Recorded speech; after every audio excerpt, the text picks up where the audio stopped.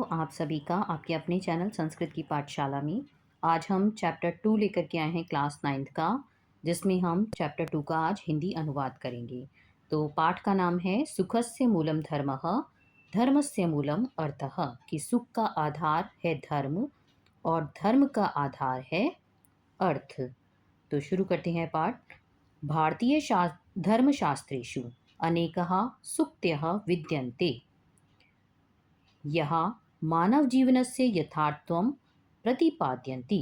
क्या अर्थ हुआ कि भारतीय धर्म शास्त्रों में अनेकः सूक्तयः, अनेक सूक्तियाँ, सूक्ति मतलब होता है अनमोल जो वचन होते हैं, विद्यमान हैं, विद्यन्ते, यहाँ जो मानव जीवन के यथार्थत्वं, वास्तविक सत्य को प्रतिपाद्यन्ति, प्रतिपादित करती हैं। आगे है तेषु एकं प्रसिद्धं सूत्ररूपं वाक्ये कौटिल्यस्य अर्थशास्त्रे अस्ति। और उनमें से एक प्रसिद्ध सूत्र रूप वाक्य कौटिल्य के अर्थशास्त्र है। अर्थशास्त्र में है, क्या है वो, कि सुखस्य मूलम धर्मः, धर्मस्य मूलम अर्थः। इसका आशय है, इसका क्या अर्थ है कि वास्तविक सुख का आधार जो है वो क्या है, धर्म है, और धर्मस्य मूलम अर्थः, और धर्म के पालन का आधार क्या है, अर्थ। अर्थ का तात्पर्य है यहाँ पर धन। आगे है अस्य आशयः अस्ति। अब क्या कह रहे हैं, अस्य आशयः अस्ति। अब इसका अर्थ बताया हुआ है, यत् वास्तविक सुखस्य आधारः धर्म, की वास्तविक सुख का आधार धर्म है, और धर्म पालन नस्य च आधारः अर्थः, और धर्म पालन का आधार क्या है, वो अर्थ है। अर्थ का अर्थ इति उक्तम, इति उक्ते धनम, और अर्थ का तात्पर्य क्या है, धन। यत् सर्वविधस्य आजीविका व्यवहारस्य प्रमुख साधनम, जो सभी प्रकार के सर्वविधस्य आजीविका व्यवहारस्य और संसारिक व्यवहार का प्रमुख साधन है। क्या चीज़ किसके लिए कह रहे हैं, धन के लिए, कि धन जो है सभी प्रकार की आजीविका चलाने के लिए भी चाहिए, और संसारिक जो व्यवहार होता है उसका जो प्रमुख साधन आजकल क्या है, वो धन है। जीवने धर्मः, जीवन में धर्म, अर्थः सुखम, अर्थ और सुख, इति एतेषां इन तीनों का त्रयाणाम परस्पर संबंधः, इन तीनों का परस्पर आपस में अटूट संबंध है। अविच्छिन्नः अस्ति, की मतलब जिसे अलग नहीं किया जा सकता। क्या क्या चीज़ें हैं वो जीवन में, धर्म, अर्थ और सुख, इन तीनों का, धर्म, अर्थ और सुख, इन तीनों का आपस में परस्पर संबंध है, मतलब एक अटूट संबंध है। यह जनः न्यायपूर्वक अर्थोपानम करोति, अर्थोपार्जनम करोति, कि जो व्यक्ति, यह जनः न्यायपूर्वक, मतलब धर्म का न्यायपूर्वक, अर्थोपार्जनम करोति, कि न्यायपूर्वक क्या करता है, धन का उपार्जन करता है। उपार्जन मतलब जो कमाता है। धर्म पालनम कर्तुः समर्थः भवति, और धर्म का पालन करने में समर्थ होता है। धर्म पालने च दीर्घकालिक सुखम लभते, तो धर्म का पालन करते हुए वह दीर्घकालिक, दीर्घकालिक मतलब बहुत लंबे समय तक सुखम लभते, सुख को प्राप्त करता है। तो ये हमारा फर्स्ट पैराग्राफ हो गया। इसका हिंदी अनुवाद ये दिया हुआ है, आप अपनी कॉपी में लिख सकते हैं इसे देखकर। आगे है, अगला देखते हैं।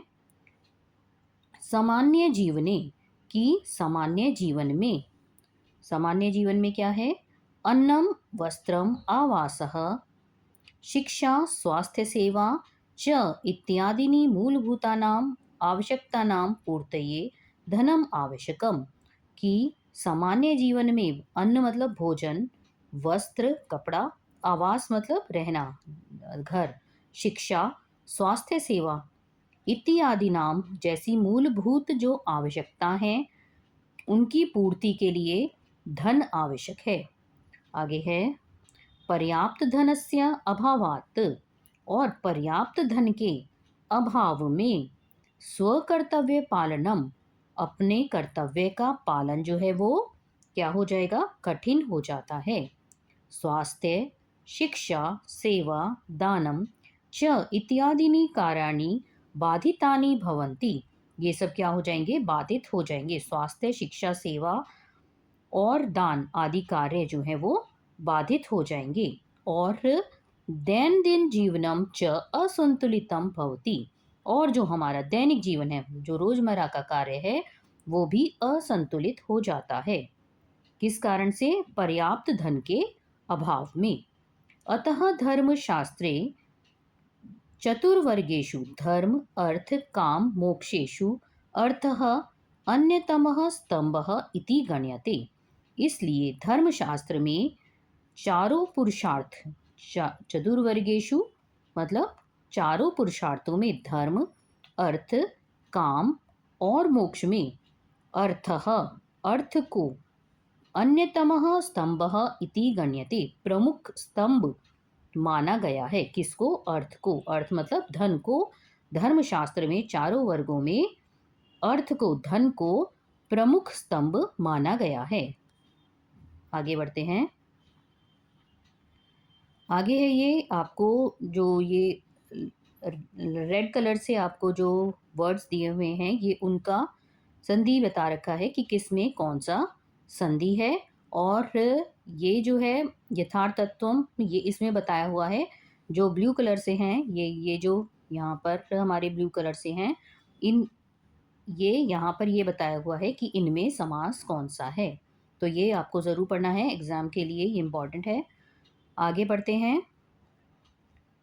उक्तम गरुड़ पुराणे, गरुड़ पुराण में कहा गया है, ब्राह्म्ये मुहूर्ते च उत्थाय धर्मम अर्थम च चिंतयेत, अर्थात दिनस्य आरंभः धर्म अर्थयो चिंतनम आवश्यकम। क्या है इसका अर्थ, कि गरुड़ पुराण में कहा गया है ब्राह्मे मुहूर्ते मतलब जो ब्रह्म मुहूर्त में, दिन के आरंभ में जो है, धर्मम अर्थम च चिंतियेत, धर्म और अर्थ के विषय में चिंतन करना आवश्यक है। अर्थात दिनस्य आरंभे धर्मार्थ्यो चिंतनम आवश्यकम, वही अर्थ बताया है। स्वस्थः आर्थिक व्यवहारः त्रिविधः भवति, स्वस्थ आर्थिक व्यवहार 3 प्रकार का होता है। अब वो बताया है कि जो आर्थिक व्यवहार है वो 3 प्रकार का बताया गया है। कौन कौन सा, पहला बताया है न्यायपूर्णम अर्थोपार्जनम, कि अगर आप पैसा कमाते हैं तो वो न्यायपूर्ण तरीके से कमाएं। ऐसा ना हो कि आप चोरी करें या किसी और का पैसा मारें, तो वो नहीं। न्यायपूर्ण अर्थो उपार्जनम मतलब आप जो है ईमानदारी से पैसे का अर्जन करें। सन्मार्गेण एव धनार्जनम करणीयम इति, धन का अर्जन केवल सन्मार्ग, सही रास्ते से ही करना चाहिए। उक्तम भगवता मनुना, और मनु ने भी, भगवान जो मनु हैं उन्होंने भी कहा है, सर्वेषाम एव शौचानाम अर्थ शौचम परम स्मृतम, कि सभी प्रकार की, सर्वेषाम एव सभी प्रकार की, शौचानाम मतलब शुद्धियों में, धन की शुद्धि अर्थ शौचम परम स्मृतम, अर्थ जो धन की शुद्धि है वही वास्तव में पवित्र है। यह अर्थे शुचि ही, कि जो सशुचिनः मद्वारी शुचि ही, क्या कह रही हैं, कि जो धन के मामले में पवित्र है, यह अर्थ है शुचि ही, कि जो धन के मामले में पवित्र है, वही सह शुचिनः, वही जो है वास्तव में पवित्र है।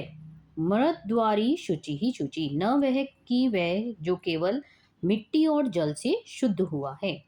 अस्य आशयः यत् अनैतिकः आर्थिक व्यवहारः कदापि न करणीयः, इसका आशय क्या है कि अनैतिक व्यवहार, आर्थिक व्यवहार जो है वो कदापि न करणीयः, कभी भी नहीं करना चाहिए। माघ्रदः कस्य स्वीदनम, किसी दूसरे के धन का लालच मत करो। इति उपनिषदः वाक्यम, यह उपनिषद का वाक्य है। सततम मनसी निधाये, निरंतर, हमेशा, सततम मतलब निरंतर, मनसी मन में, निधाए रखकर, स्वकौशलेन अपने कौशल, विद्या च और विद्या से, धनम उपार्जनीयम, धन कमाना चाहिए। आगे है, अगला बताया है उन्होंने औचित्यपूर्ण व्यय, कि हमें किस प्रकार से खर्च करना चाहिए। पहले बताया कि किस तरह से कमाना चाहिए न्यायपूर्ण तरीके से, उसके बाद बता रहे हैं कि औचित्यपूर्ण व्यय, कि किस तरह से खर्च करना चाहिए। आवश्यकता अनुसारम व्यय करणीय हम, कि आवश्यकता के अनुसार ही खर्च करना चाहिए। येन व्ययेन स्वास्थ्य लाभ विद्यार्जनम आत्मसुरक्षा व भवेत्, कि जिस खर्च में, येन व्ययेन जिस खर्च में, स्वास्थ्य लाभ, विद्यार्जनम विद्या की प्राप्ति, आत्मसुरक्षा हो, सह व्यय अवश्यम करणीयम, कि वह खर्च तो अवश्य करना चाहिए। आडंबरपूर्ण प्रदर्शनकारी व्ययः अथवा विलास व्यसनाय व्ययः अपव्ययः भवति। क्या कह रहे हैं कि आडंबरपूर्ण जो है प्रदर्शनकारी, आडंबरपूर्ण प्रदर्शनकारी, आडंबरपूर्ण का अर्थ है कि दिखावा जो करते हैं लोग, तो प्रदर्शन करना। व्यय ऐसा खर्च जो सिर्फ हम दूसरों को दिखाने के लिए करते हैं, अथवा विलास व्यसनाएं, या अपनी बुरी आदतों पर किया गया व्यय खर्च जो होता है, अपव्यय भवति, वो बेकार का खर्च होता है, फिजूल खर्च होता है। अपव्यय वर्जनीय, अपव्यय से वर्जनीय, बचना चाहिए। अतः इसलिए प्रत्येकम व्यस्य, कि सभी जो खर्च जो है, अपना जो खर्च करते हैं, लेखः स्थापनीय, उसका हिसाब जरूर रखना चाहिए, उसको लिखना जरूर चाहिए कि हमने कहाँ जो है खर्च किया है पैसे को। अन्ते च तेषां परिशीलनम करणीयम, और अंत में उनका परिशीलनम मतलब विश्लेषण करना चाहिए कि कहाँ हमने फिजूल खर्ची की है, जिससे कि वो अगली बार ना हो। अगला है भविष्य दृष्टिया संचय, कि भविष्य की दृष्टि से हमें संचय भी करना चाहिए, कुछ पैसे को बचाना भी चाहिए। उपार्जित धनस्य कश्चन भागः भविष्य सुरक्षाय संचनीय, कि कमाए गए धन को, जो हमने धन कमाया है उसे, कश्चन भागः उसका जो है कुछ भाग, भविष्य सुरक्षाए भविष्य की सुरक्षा के लिए, संचनीय की सुरक्षा के लिए बचाकर रखना चाहिए। संचयस्य अभ्यासेन बचत करने का जो अभ्यास है, से जनः मनुष्य स्वावलंबी भवति, उससे वो आत्मनिर्भर बनता है। स्वावलंबनम स्वाभिमानस्य मूल वर्तते, और स्वावलंबन ही स्वाभिमान की जड़ है। मूल मतलब कि अगर आपके पास पैसा होगा, आपने पैसा बचाया होगा, तो आप स्वावलंबी बनेंगे, आपको वो अभ्यास होगा पैसे को अपने संचित करने का। और स्वावलंबी जिसके पास पैसा है, धन है, स्वावलंबनम ही स्वाभिमान की जड़ है। संकट काले, अगर आपके पास ऊपर कोई विपत्ति आती है, संकट के समय भी, स्वाभिमानी जनः स्वाभिमानी जो व्यक्ति होता है, अन्य जनस्य वो दूसरे लोगों से आर्थिक सहायता न अपेक्षते, जो स्वाभिमानी व्यक्ति होगा, वो उसके ऊपर अगर संकट भी आ गया, कष्ट आ गया, तो वो दूसरों से पैसा मांगने में आर्थिक सहायता की अपेक्षा नहीं रखता कि किसी से उसे पैसा मांगना पड़े। आगे है छात्र जीवने आर्थिक साक्षरता, तो छात्र के जीवन में ही आर्थिक साक्षरता होनी चाहिए। अनेकदा छात्राः मातृपितृभ्यां कष्टार्जित धनस्य तुच्छ कारण ही अपव्ययं कुर्वन्ति, कि अनेक जो छात्र होते हैं वो माता पिता के कष्टार्जित धनस्य कठिन परिश्रम से कमाए गए धनस्य धन को तुच्छ कारणः छोटे छोटे कारणों से अपव्ययं कुर्वन्ति वो खर्च कर देते हैं। जैसे ये बच्चे खा रहे हैं फास्ट फूड। जीह्वालालस्य पूर्त्यर्थं त्वरित आहारः, शीतपेयं, पुटीकृत भोजनं तथा व्यसन पदार्थानां सेवन, प्रदर्शनकारी परिधानं, विलासितापूर्णम् आचरणं च इत्यादि यत्र प्रभुतः अपव्ययः भवति। क्या है इसका अर्थ?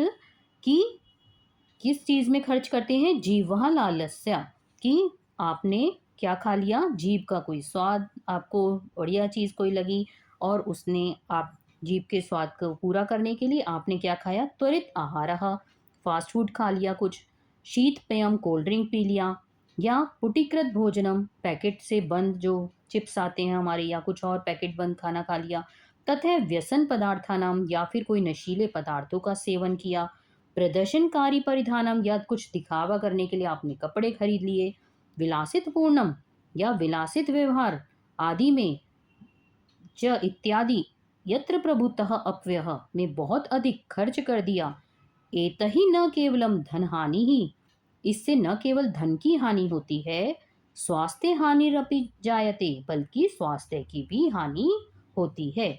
स्वास्थ्य हानि कारणात् पुनः, और स्वास्थ्य खराब होने के कारण धन व्ययो वर्धते, फिर से धन व्ययो, धन का खर्च, वर्धते वो बढ़ जाता है।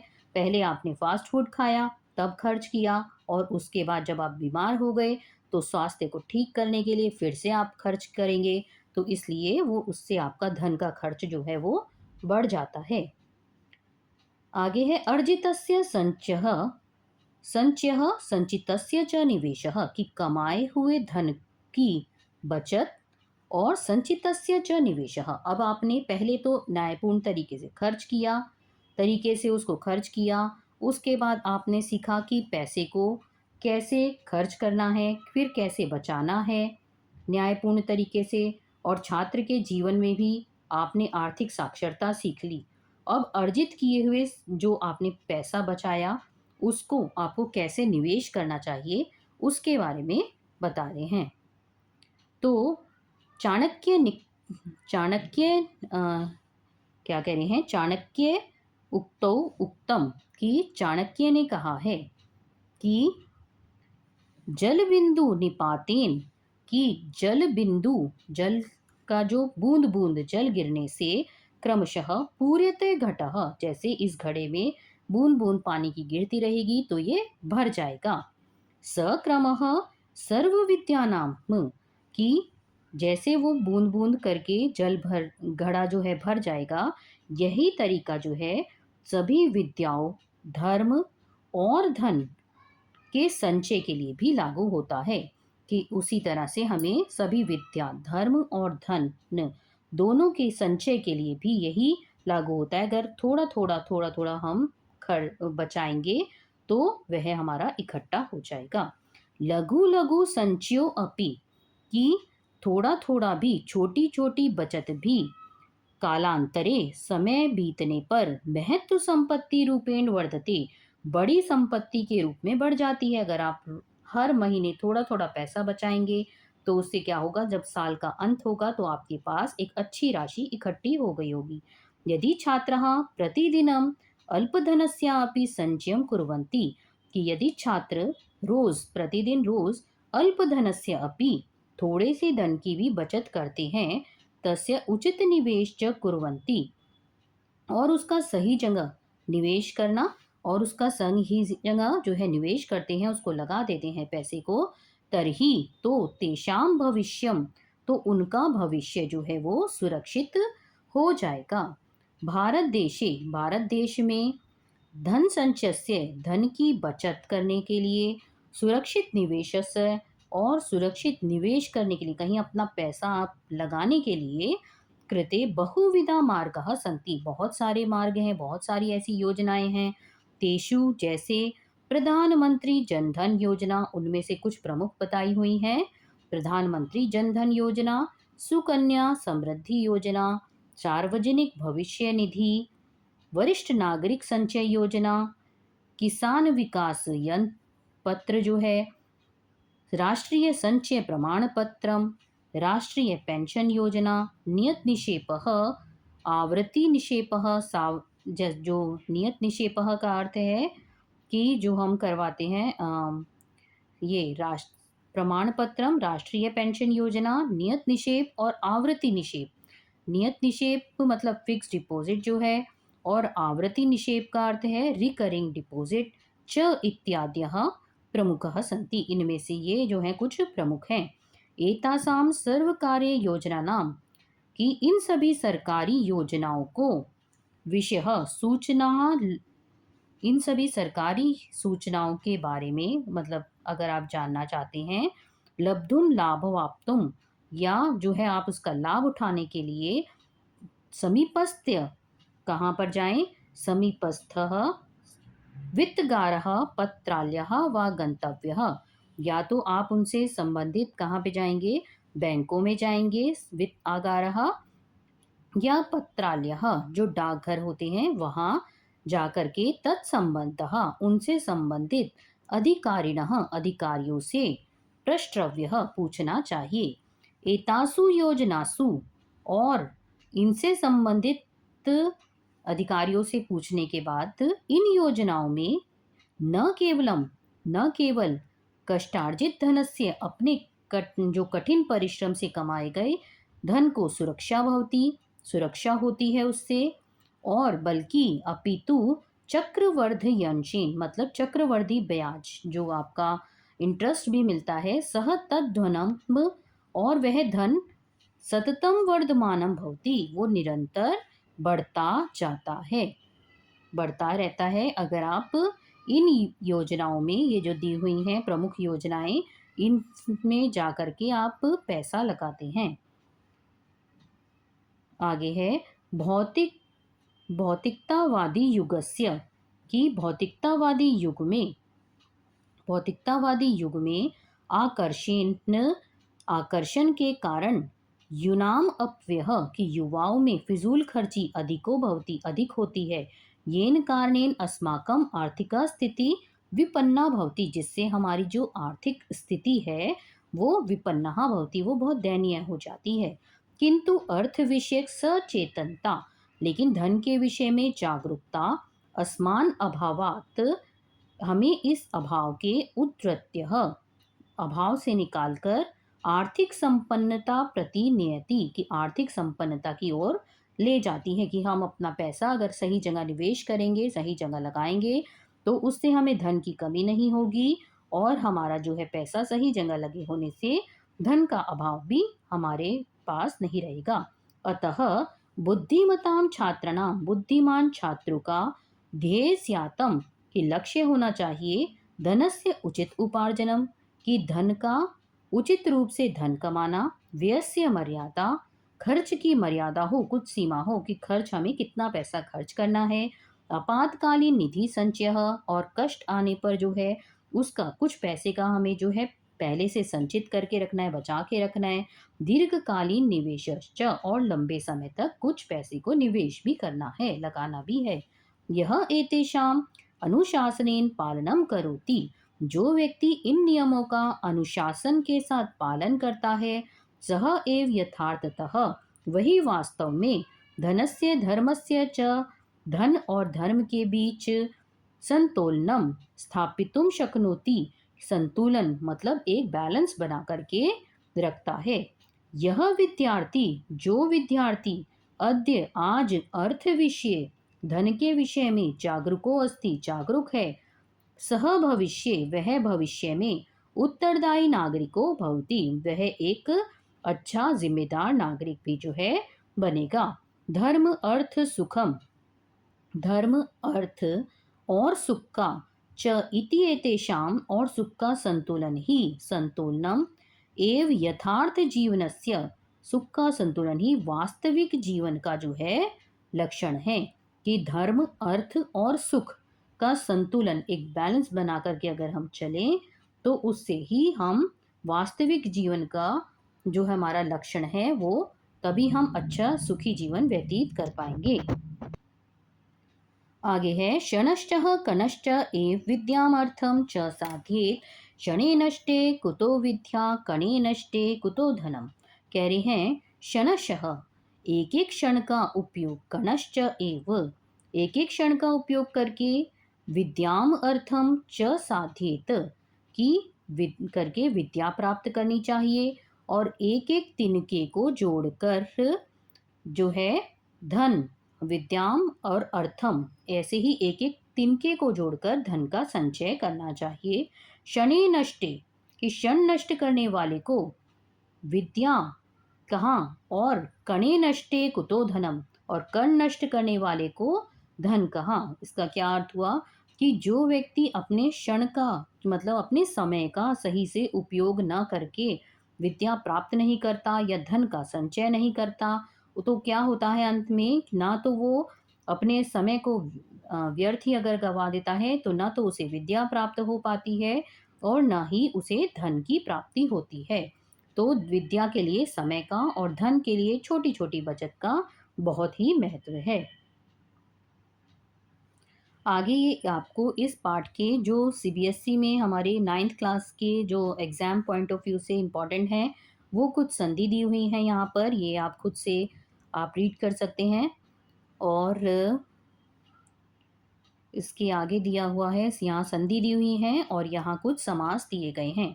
जो पाठ में लाल रंग से दिए गए हैं, ये लिखा है यहाँ पर कि पाठ में लाल रंग से जो शब्द दिए हुए थे, उनकी सभी की यहाँ पर संधि ये दी हुई है और आपको बताया भी हुआ है कि कौन-सी संधि है ये।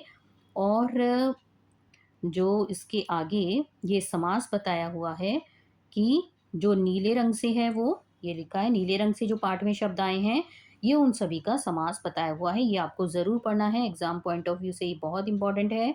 और ये उपपद विभक्ति बताई है ये कि सह के योग में और प्रति के योग में कौन-सी विभक्ति जो है, कौन लगती है।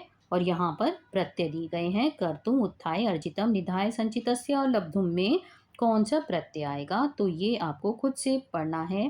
प्रत्यय, उपपद विभक्ति हर चैप्टर की आपको ऐसे दी हुई है इस बार, तो आपको ये खुद से रीडिंग करनी है और अच्छे से इसकी भी प्रैक्टिस करनी है। तो बच्चों, यहाँ पर हमारा चैप्टर 2 का हिंदी अनुवाद पूरा होता है। तो अगर आपको ये वीडियो पसंद आया है तो वीडियो को लाइक करिएगा, अपने फ्रेंड्स के साथ ज़रूर शेयर करिएगा और अगर आपने अभी तक हमारा चैनल सब्सक्राइब नहीं किया है तो सब्सक्राइब करिएगा। बेल आइकन दबाना नहीं भूलिएगा, क्योंकि जब भी कोई नया वीडियो आए आपको नोटिफिकेशन मिल जाए। अगली वीडियो में हम इस चैप्टर का जो है प्रश्न उत्तर अभ्यास कार्य करेंगे। तो जुड़े रहिए हमारे चैनल के साथ। मिलते हैं नेक्स्ट वीडियो में, तब तक के लिए धन्यवाद।